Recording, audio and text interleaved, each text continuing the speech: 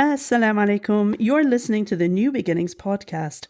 No fluff, no holding back, just honest conversations about your journey as a new Muslim. Brought to you by New Beginnings, the platform that aims to support new Muslims on their journey through Islam, from the Shahada and beyond.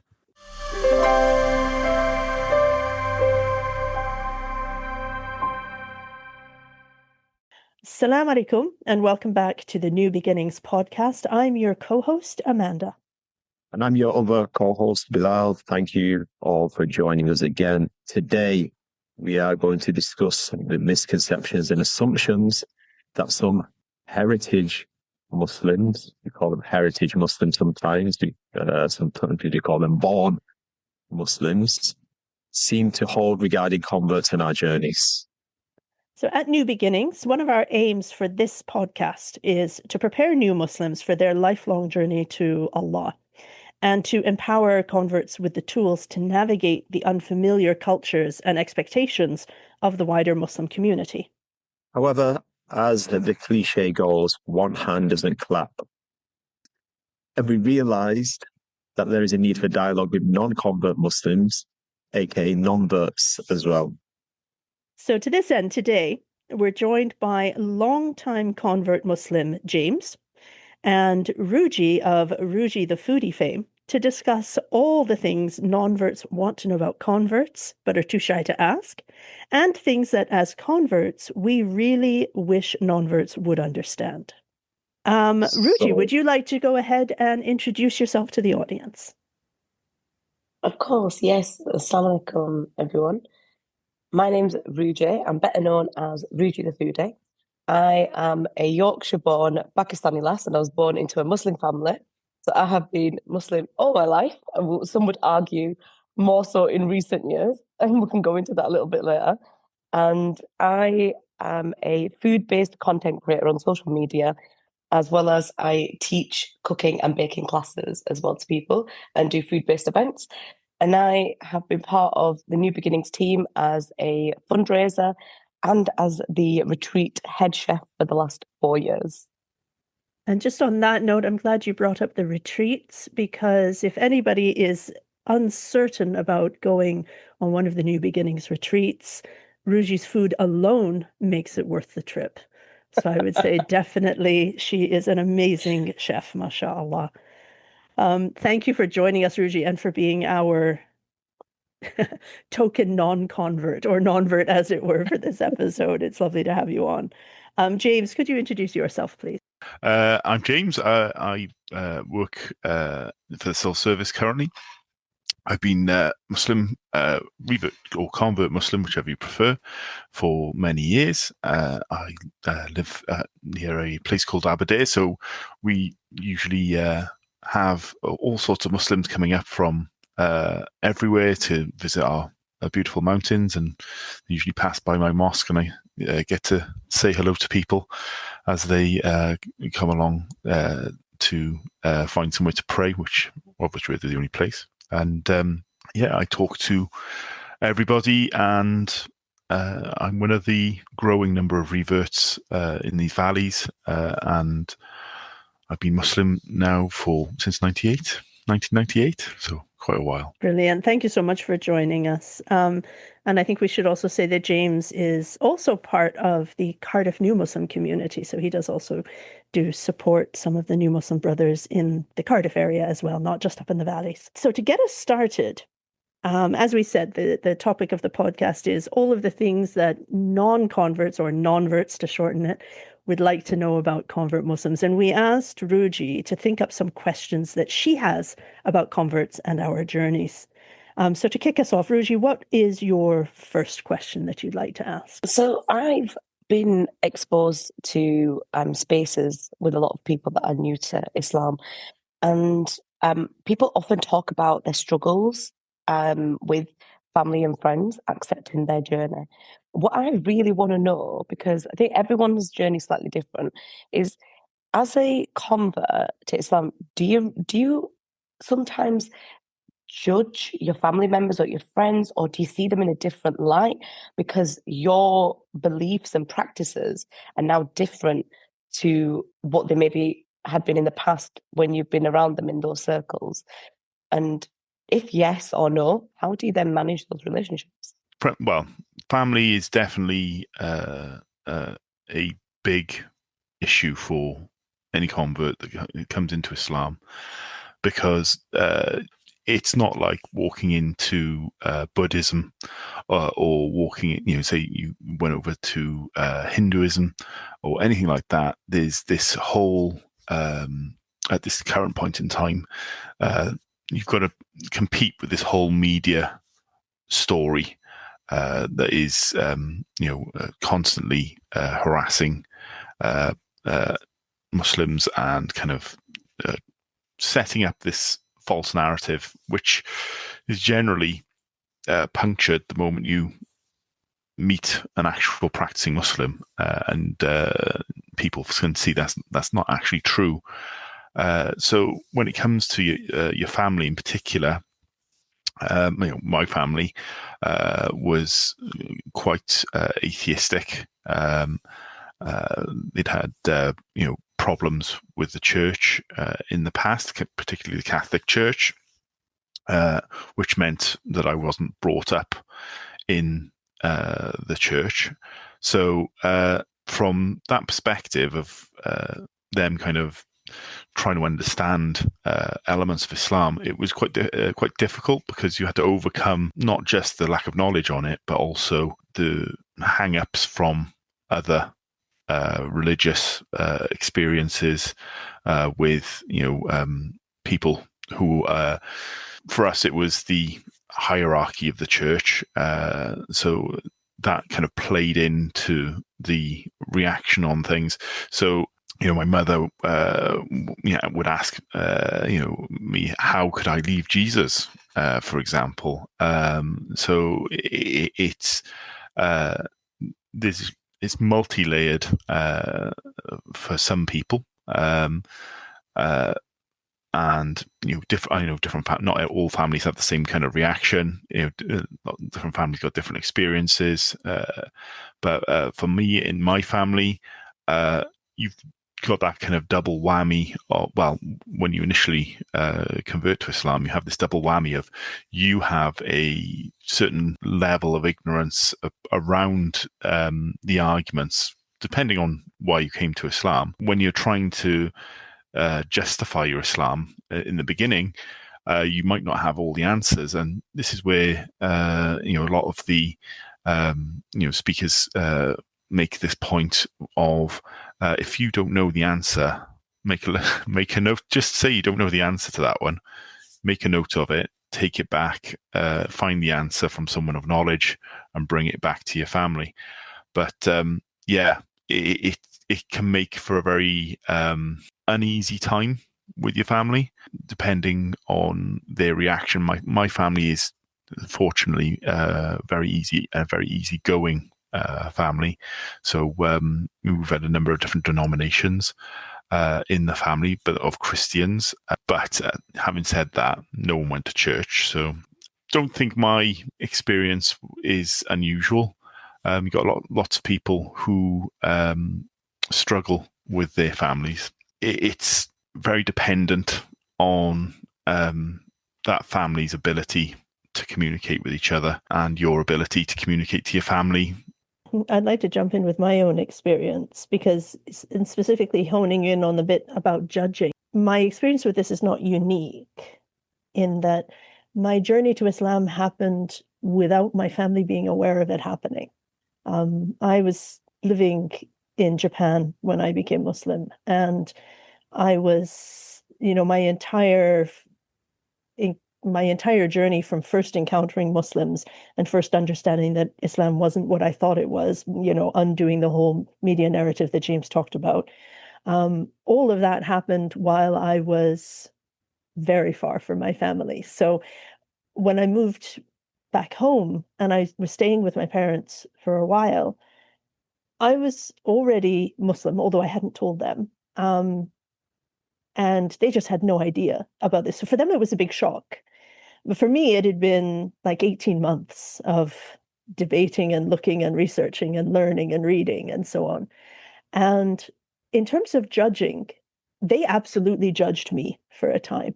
they absolutely thought I was off my rocker, like that I did not know.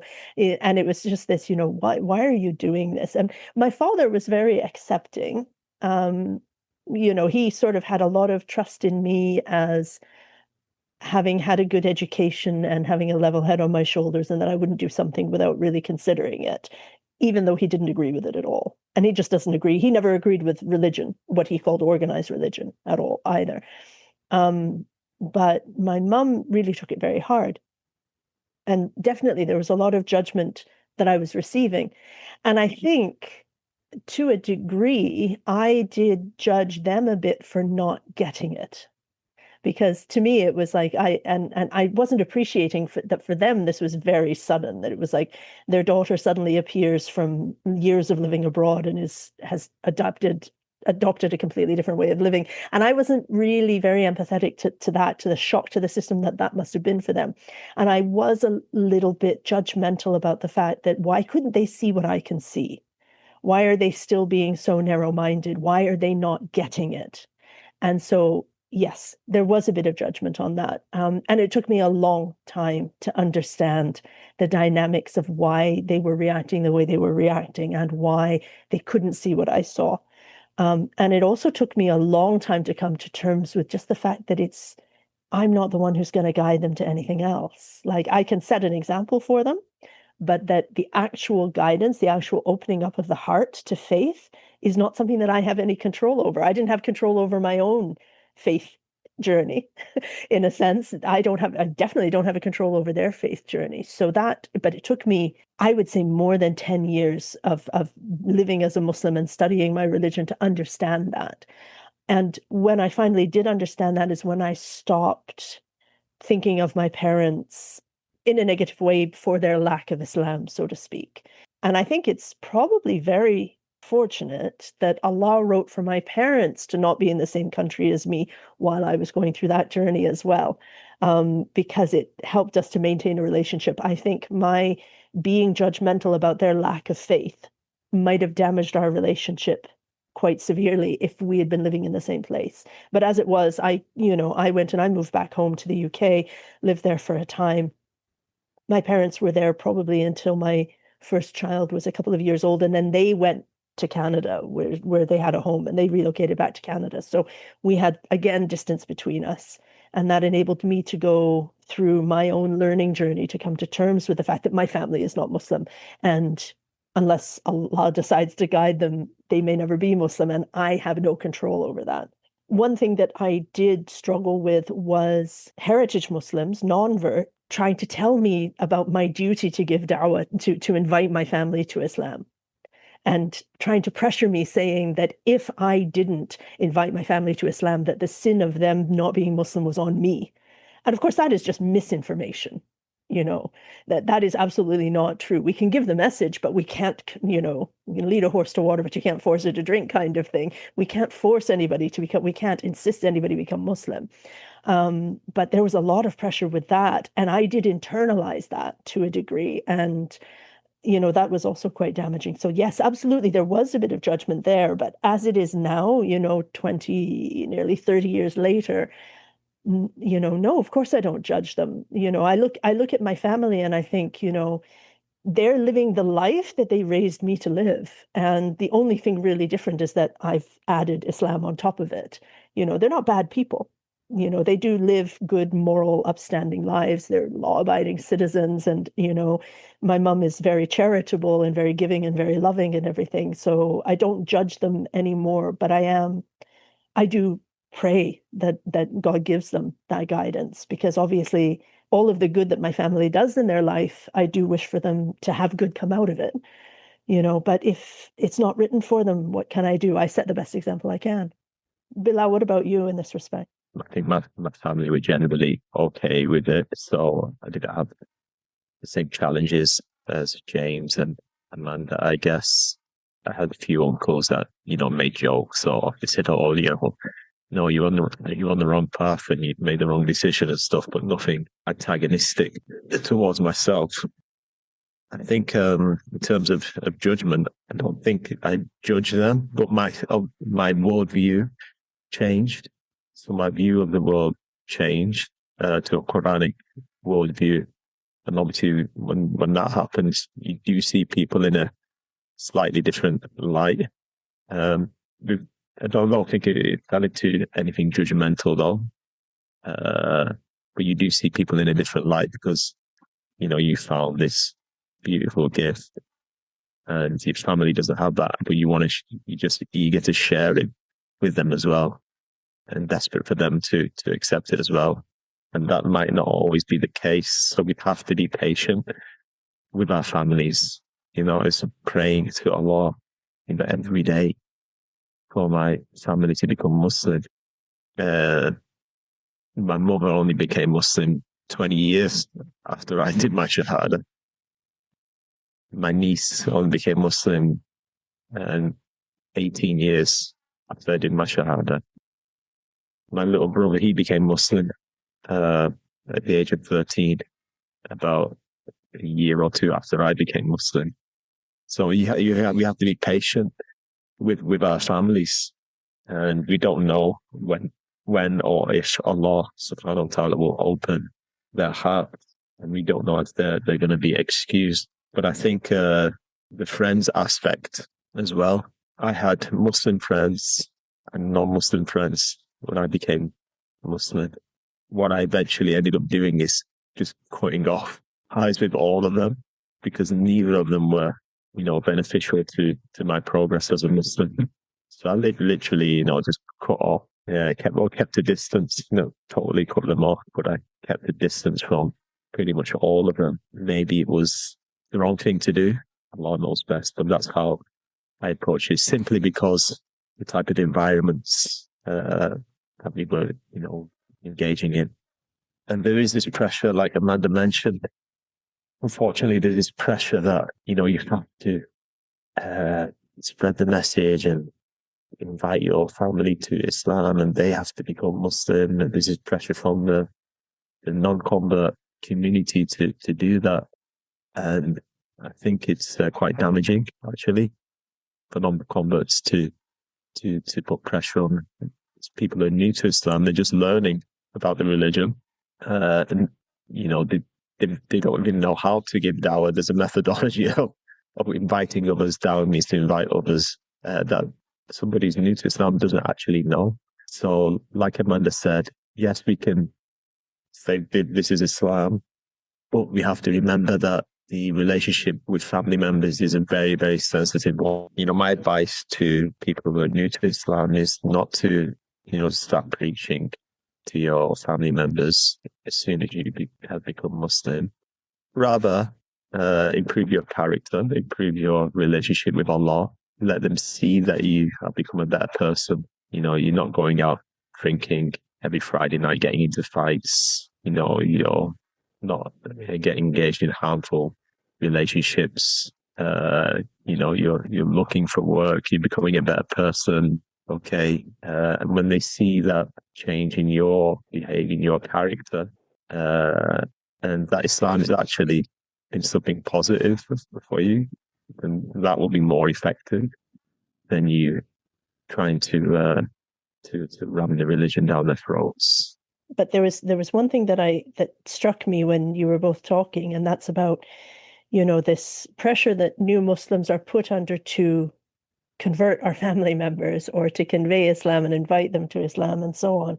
I think one thing that is forgotten by a lot of people is that when we're standing from a judgmental point of view, is that we are not guaranteed to die as Muslims. None of us. So to be judgmental about somebody else for not being Muslim when we have no guarantee that our Islam won't go right out the window at the worst possible time and we die in a horrible state. Just like anybody, they could be the worst kind of individual, and then, the light enters their heart and they become Muslim and they completely turn their lives around. So judging somebody for their lack of Islam at any given time is actually quite a dangerous thing for us to be doing, because our own Islam isn't guaranteed. And I think, too, that that's something that new Muslims and old would do well to be reminded about when we find ourselves becoming judgmental or feeling that somebody isn't good enough, or because they're not a Muslim, or they're not a good enough Muslim, or something like that. And I'd like to add that you could actually be doing more damage than benefit if you don't know what you're doing. Like I said, there are principles that need to be adhered to when you're inviting others to Islam, the prophetic principles. And if you are not trained in those principles, then you can actually cause more damage than good. When people are new to Islam, including myself, you get this deadly mix of expectations on yourself and expectations from other Muslims as well, where you hear people saying, I can, you can see the nur in the light in this person. This is great, and you're like, oh, well, that's great, that's wonderful, and people are kind of very enthusiastic that you're Muslim. And you're like, well, I've read the Quran, I must know everything there is to know about Islam. When you kind of interacting with people, you kind of get this kind of almost, especially when I came to Islam, there was very little knowledge amongst anybody else about what Islam was. So all of a sudden, you are the de facto expert in Islam, even though your knowledge isn't even a drop in the ocean. It is literally kind of, you might as well have just read a pamphlet on Islam. So it's really difficult because there is this expectation on new Muslims to kind of tell everyone about Islam, because I wasn't able to, or I've done my bit. And seeing as you saw the light of Islam, then of course you should be the perfect person to then go on and tell others, including your family. And it doesn't always work out for the best because you're not ready. Because the reason you came to Islam, the reason I came to Islam would be or could be very different. For example, for me, I read a lot of the Bible. I knew about the prophets, peace be upon them all. And when I saw Islam, it kind of solved a lot of questions that I had over, well, God is one. Of course, God is one. It makes a lot of sense. This is the right way. This is the correct way.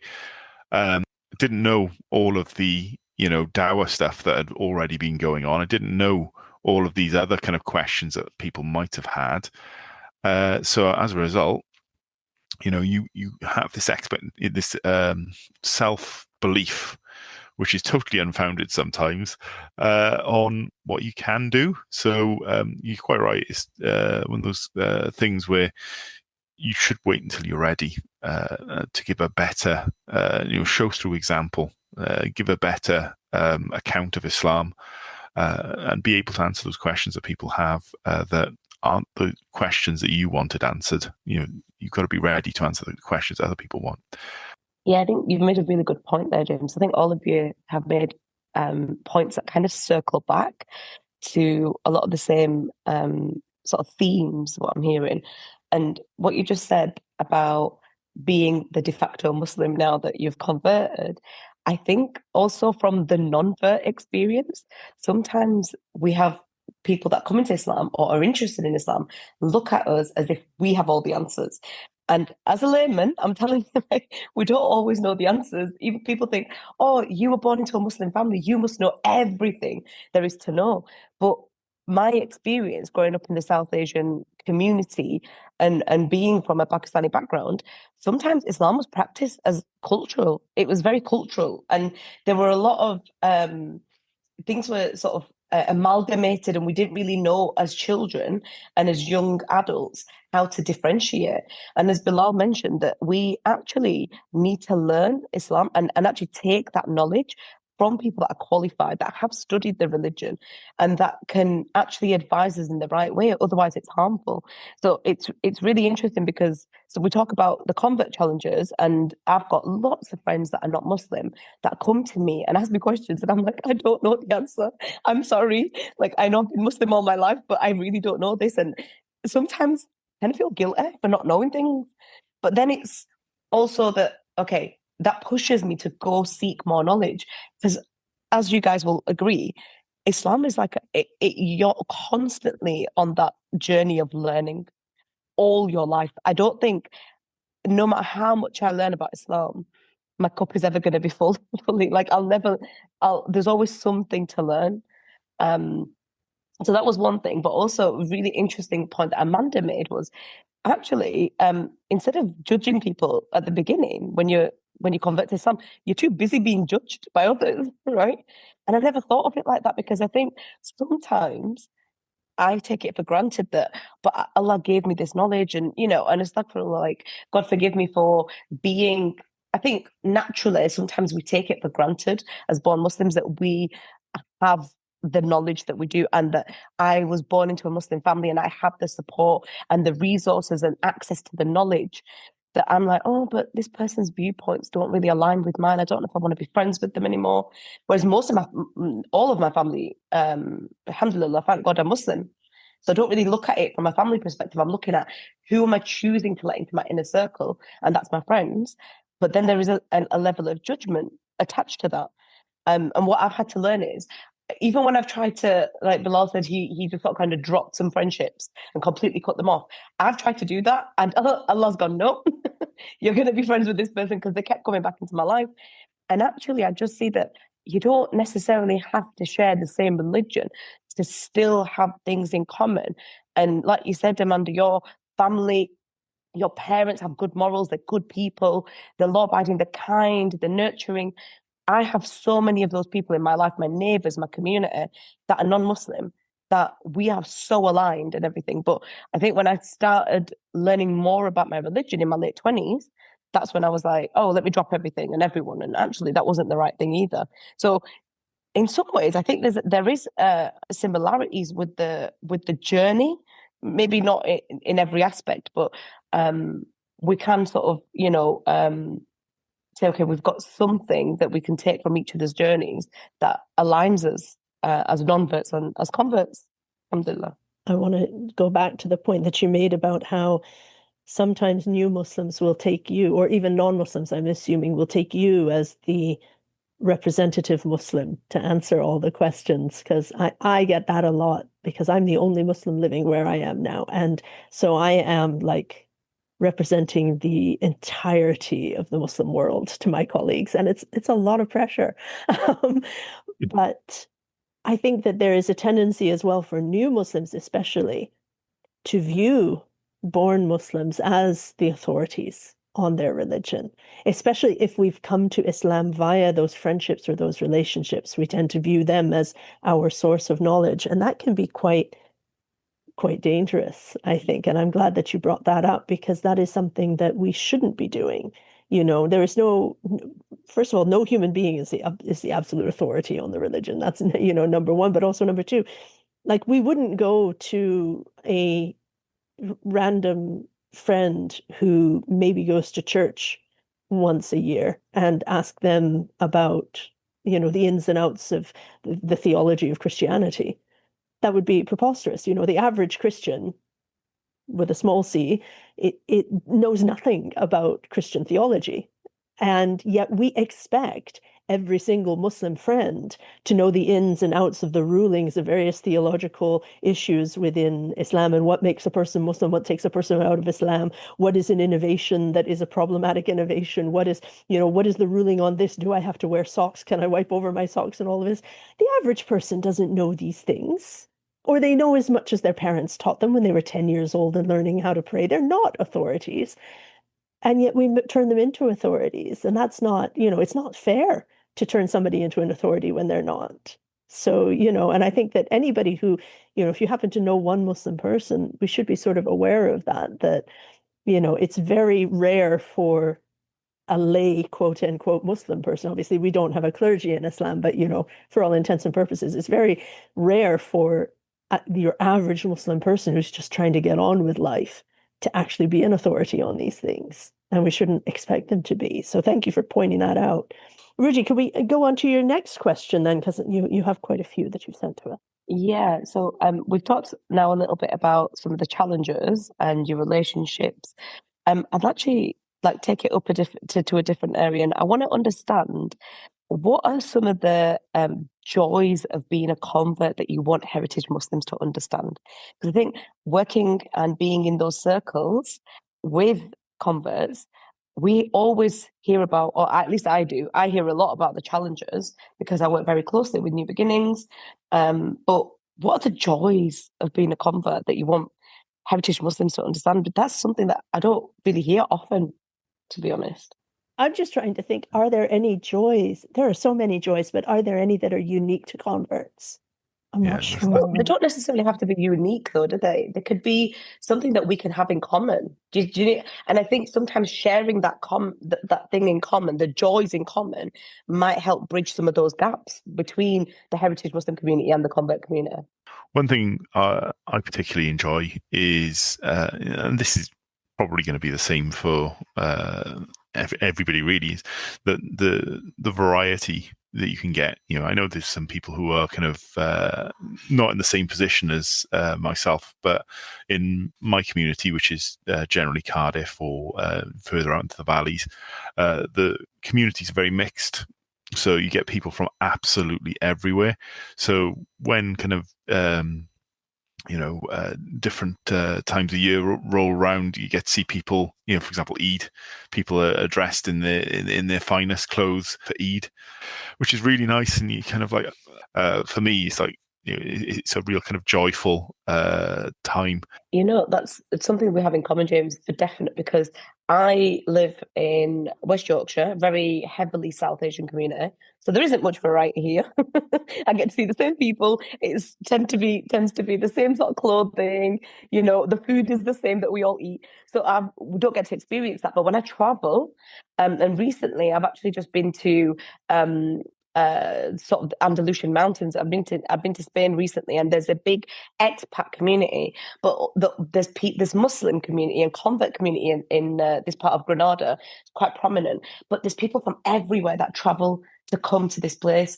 And like you said, there's Yemeni, there's people from Saudi, the UK, Pakistan, you name it, Somalia, everywhere, West Africa, East Africa, North Africa. Like, it's amazing because the one thing that unites us is Islam. And there's something so powerful when you're stood shoulder to shoulder with your sister in prayer, or for you guys, it'll be your brother in prayer, and we're all doing the same thing. There's something really powerful about that. So I feel that 100%. What about yourself, Amanda? Like, I'm thinking about this and I want to say something really deep and profound, but I don't think I have anything deep and profound. So I'll tell you one thing that brought me a lot of joy recently, and this I think is probably particular to the convert journey, as it were. Obviously, I'm not in the UK at the moment. I'm overseas, and I went to a mosque in a city near where I'm staying. I had made contact with them because I knew that they had like a study group for women on Sundays. And I kind of wanted to check it out and see what the scene is like in this area. And not being I'm still in a non-Muslim country. And I went in, and the group, as it turned out, the class as it turned out, was mainly for convert women. It wasn't just women. It was for convert women, which I hadn't noticed. I wasn't aware of that. And the teachers were not converts. They were, heritage Muslim ladies.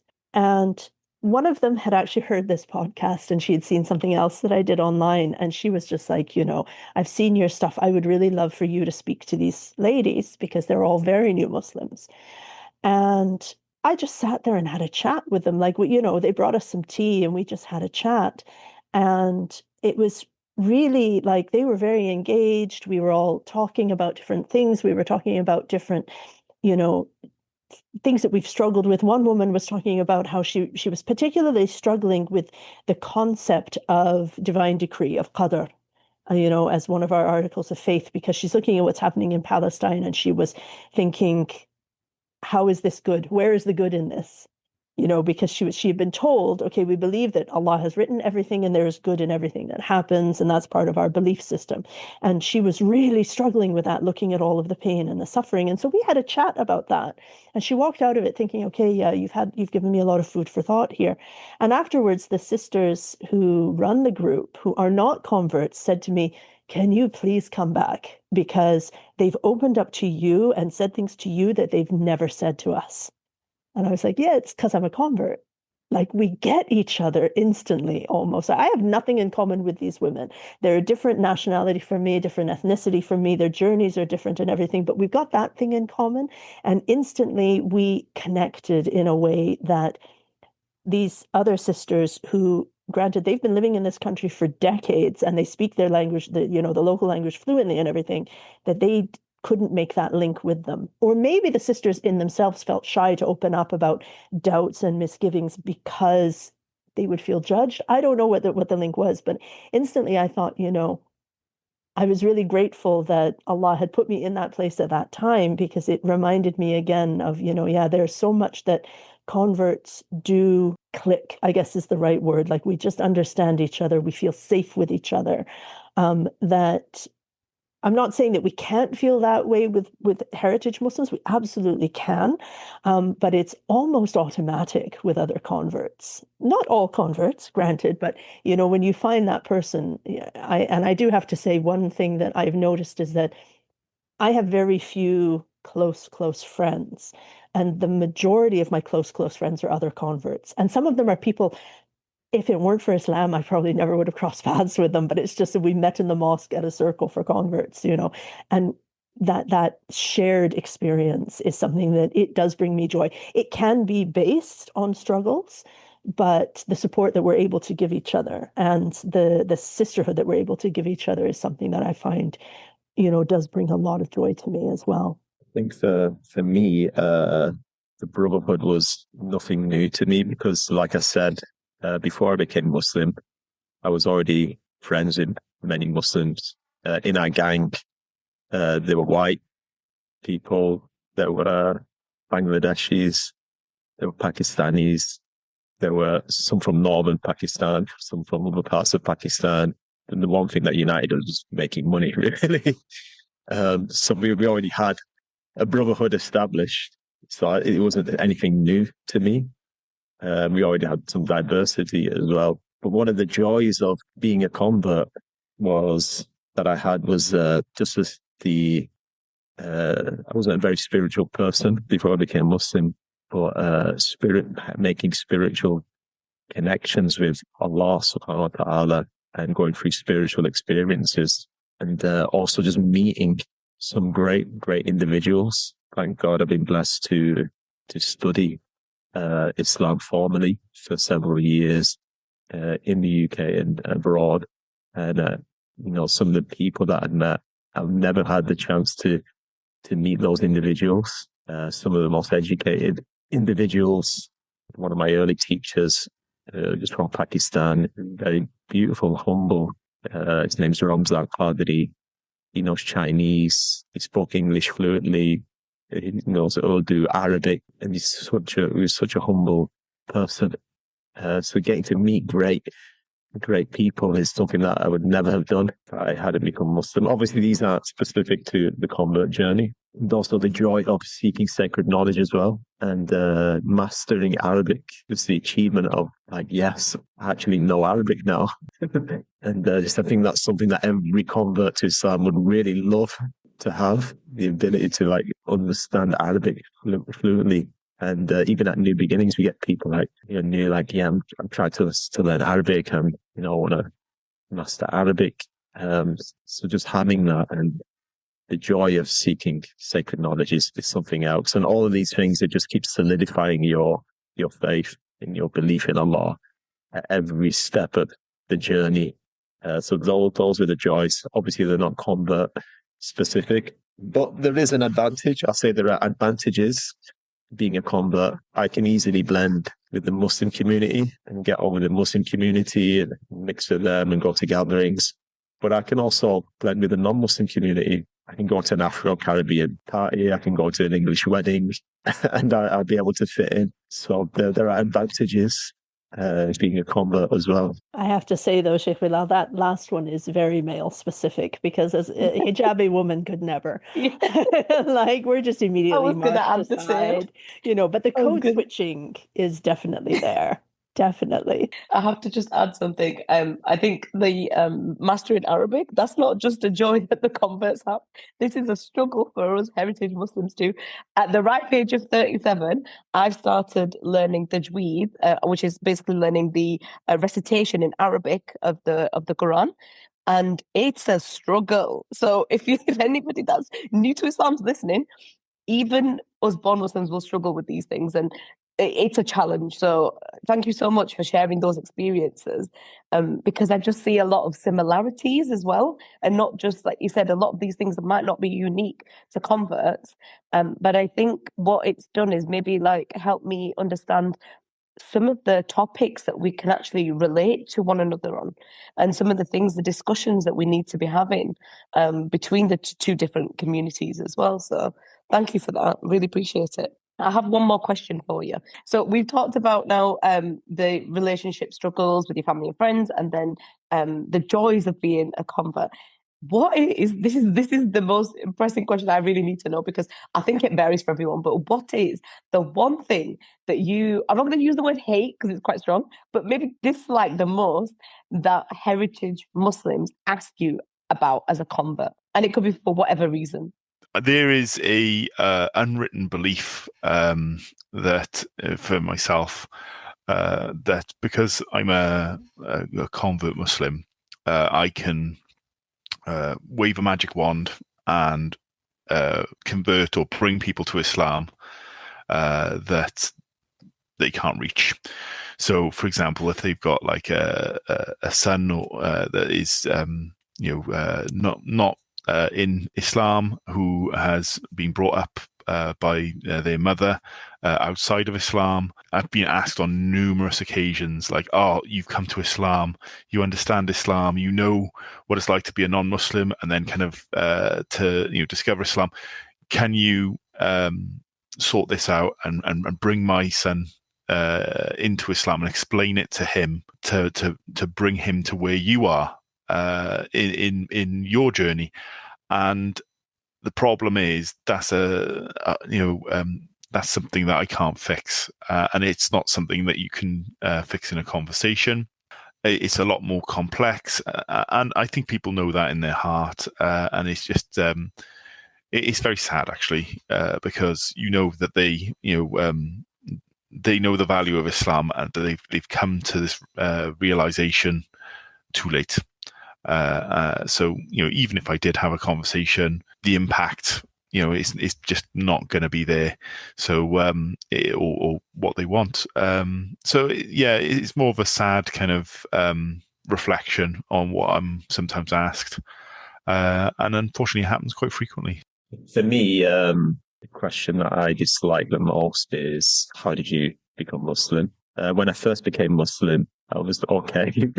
But then, I've been asked for the 100 millionth time, get really fed up and annoyed by it for some reason. I shouldn't be annoyed by it, because the person is just asking out of curiosity. But it does annoy me a little bit.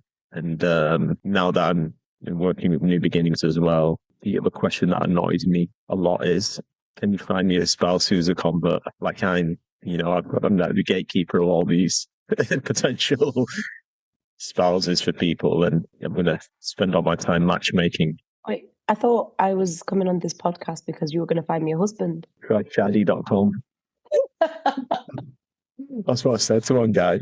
I'm looking for a woman to marry, and I said, you just go to shaddy.com and have a look at that. The one website that has guaranteed almost no converts on it.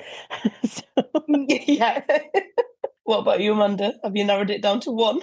I mean, the one that James said, I have experienced it as well. And I'd like to make a comment about it if I can, although it's not my thing, but I'd like to comment on it because I went to a talk recently. A very prominent scholar from the US came to visit here, and I went along to his lecture. He gave a very short lecture, and he was very open about the fact that it's his first time in this particular country. He knows nothing of the local optics, and he really wants to learn more. So he gave a very simple talk and then said, I'd really love to hear what your concerns are in this community so I can learn more. So he just opened it up to Q&A. And I'm going to say at least 3 men stood up and basically asked about their children. How do we guarantee our children will be Muslim in this society? And this scholar, he had no idea about the local situation and the issues that Muslim children and even foreign, children with immigrant parents have here with regards to like bullying and things like that. But he was basically saying to these men, if you're not modeling Islam in your home, you cannot expect your children to be model Muslims, and he said, you have a responsibility to be the Muslim that you want your children to become. And if you're not doing that, what do you expect? And he said, and if you're marrying women who are not Muslim and then expecting your children to be model Muslims when their mothers are not even Muslims, and you're probably out there working long hours and things like that to support your family, which is commendable, but it means that you're leaving your children in the care of somebody who doesn't know the religion, and that's not their fault. He's not criticizing the women for not being Muslim. That's their choice. That's their, but he's like, you cannot then turn around when your children are teenagers and say, how do I stop my teenagers from being teenagers, like the normal teenagers here? And I was really glad that he put it like that, because so many of them would turn to people like me and James and other converts and say, can you talk to my child? And I said, well, no, because, and I've had conversations with people who have left Islam and become Christians and, have talked to me about how, oh, I don't want anything to do with Islam. I want to live my life and I want to walk with Jesus kind of thing. And I've just been like, what do I say to that? They want to live their life walking with Jesus. Okay. I can't say anything about it. I can't change their minds on that. Nothing I say will change their mind. Nothing in my journey, because my journey is personal to me, will change their mind. And I think that's another reason, when Sheikh Bilal was talking about what he doesn't like is being asked about his journey. I find it very intrusive. And I find that a lot of people, when I've asked them why, why do they want to know about my journey? It's usually for slightly voyeuristic reasons. It's like, well, your journey will boost my iman. My story and my conversion came with a lot of heartache, a lot of heartbreak, a lot of trauma.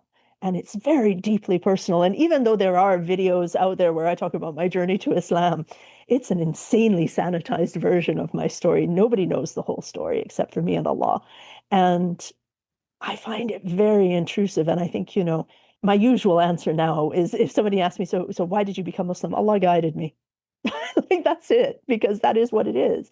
But I think the worst for me, because obviously those two have been taken and they are definitely on my list. But the one thing that I really wish people wouldn't ask is about my marital status, because there's this assumption that I became Muslim to get married. And, people will always say, so is your husband Muslim? I mean, we don't have one, so no.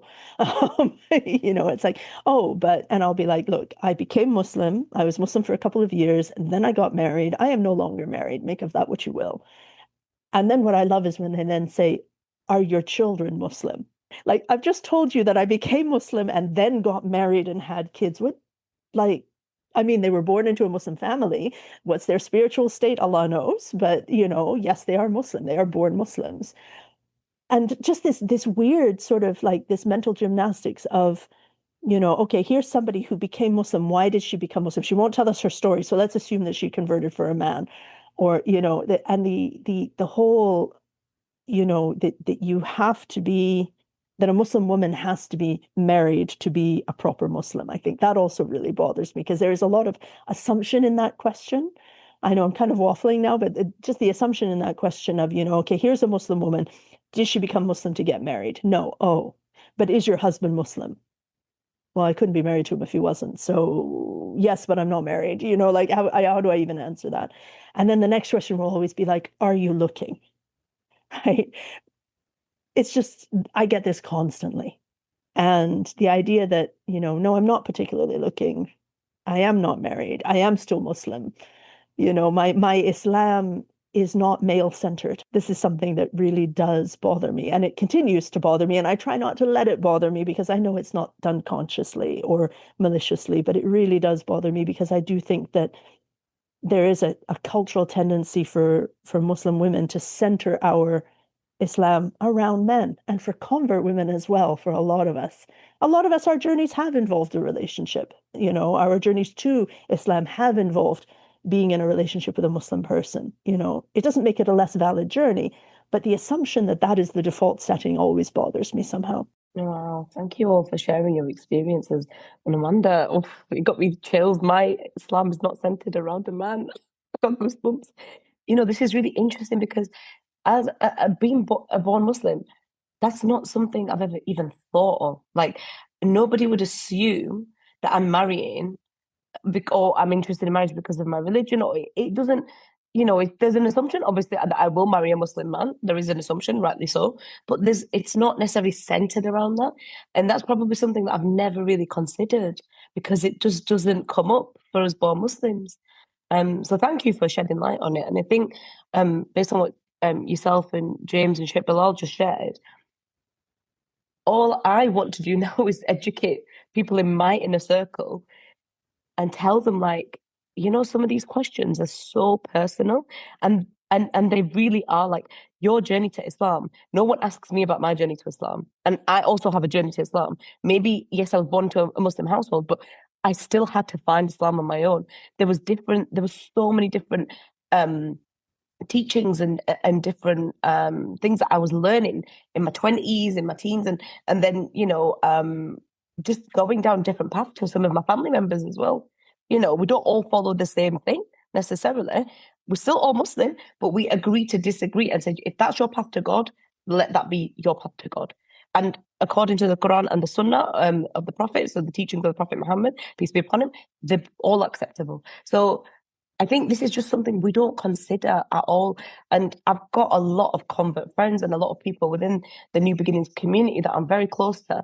So I always tell people, be conscious of people's journeys. Don't ask questions that might upset people, because some people come into Islam through trauma and through difficult challenges. And not everyone's journey can be romanticized as they're returning back to God. Is because that's how we see it as born Muslims. We're like, oh my God, I really want to know about your journey back to God and to the truth and all of this. And actually, no, you might have struggled. We hear about people finding God and finding Islam in prison. That's not a romanticized journey, and difficult. I mean, that's a really extreme example I'm giving, but I know of people that have shared that journey with me. So for those of people that are listening that are born Muslims, just allow converts to share what they want to share when they want to share it, and open up when they're ready. And feel honored to be part of that conversation if they want to share it with you. And sometimes when you see past the fact that you're a convert, the journey doesn't matter. Where you're at right now and what you're getting from that relationship is what matters the most. Yeah, it's really interesting that you come in with that perspective, because when I came to Islam, the reason I came to Islam was, I was told about it by a good friend of mine. We grew up together, and yes, technically he's you could say he's a born Muslim, but he didn't know anything about Islam until he started finding out about it. Same time as I started finding out about it, because he used to tell me what he found out. So his journey is literally 5 minutes older than my journey technically. He's got Muslim family members, but he was a half Asian guy in the South Wales valleys, surrounded by non-Muslims. So his exposure to Islam was, well, okay, a little bit better than mine, but he was coming from a very similar place. So it's not fair, in my mind, that for example, the questions I get asked, and the attention I get given, as a in speech marks convert, compared to him, who doesn't get the same speech marks convert kind of label. It's really striking, because it's like I always get like a few comments, like kind of like, oh yes, it's you're off doing the convert thing, are you? It's like it's like it's quite we treat it as a joke, but it's not funny because at the same time, it's like kind of the treatment he gets is quite different. So he'll be treated like a more of a established authority figure, whereas myself, I'll always be, you converted to Islam. When did that happen? Like decades ago.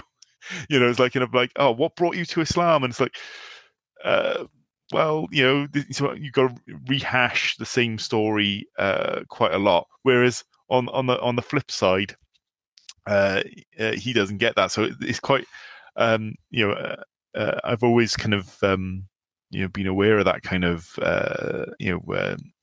duality of this label.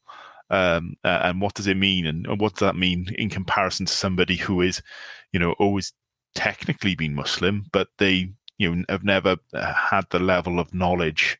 It doesn't make any sense, the kind of expectations people have. I think James has brought up a really important point, though. But I'm also very aware that we do need to take a short break. So I will touch on the point I want to bring up about James's point after the bathroom break. Unfortunately, we've run out of time. So let's continue this discussion in part 2, coming soon, inshallah. That's it for another episode of the New Beginnings podcast. We do hope you enjoyed this episode. Please share on social media and with family and friends. Yes, please do share and subscribe. We're on all major podcast platforms. Inshallah, we'll see you next time. I look forward to it, but for now, thank you for listening. Until next time, Assalamu alaikum wa rahmatullahi wa barakatuhu.